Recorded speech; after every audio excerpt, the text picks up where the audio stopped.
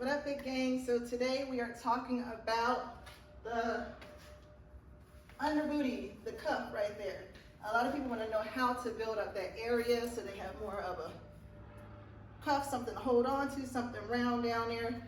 And I'm going to show you some exercises that are going to help you to build up that area, because these are exercises that we do often, but if you do a slight little modification or adjustment, you're definitely going to hit more of the area that you're trying to build up. So I'll show you an example using a smaller bar, and then I'll execute it using what I normally might use during an workout.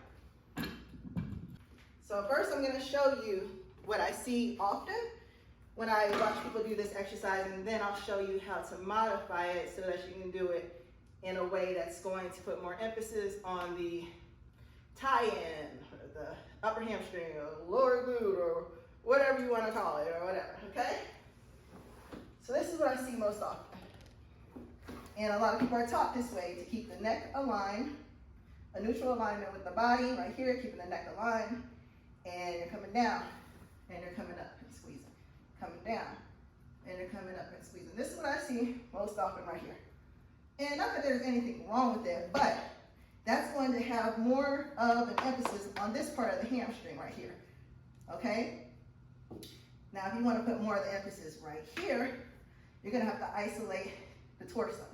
Keeping the torso more still, keeping your head straight ahead instead of in a neutral alignment with your body. Keep the head straight ahead, right here, and you'll immediately feel the difference in where it hits with the undercuff right here, okay?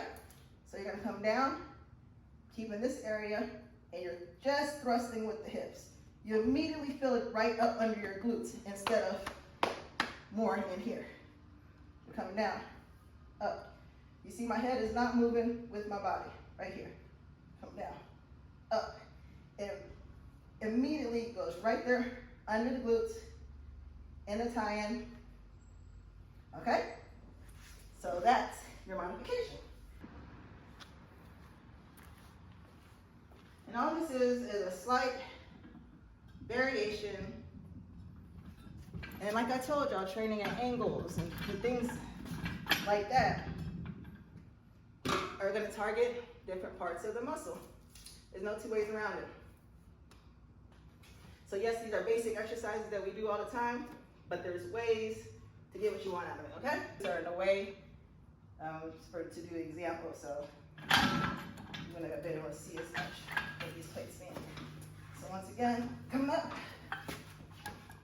right there. Now here's the way I normally see it. And here's the way to modify it.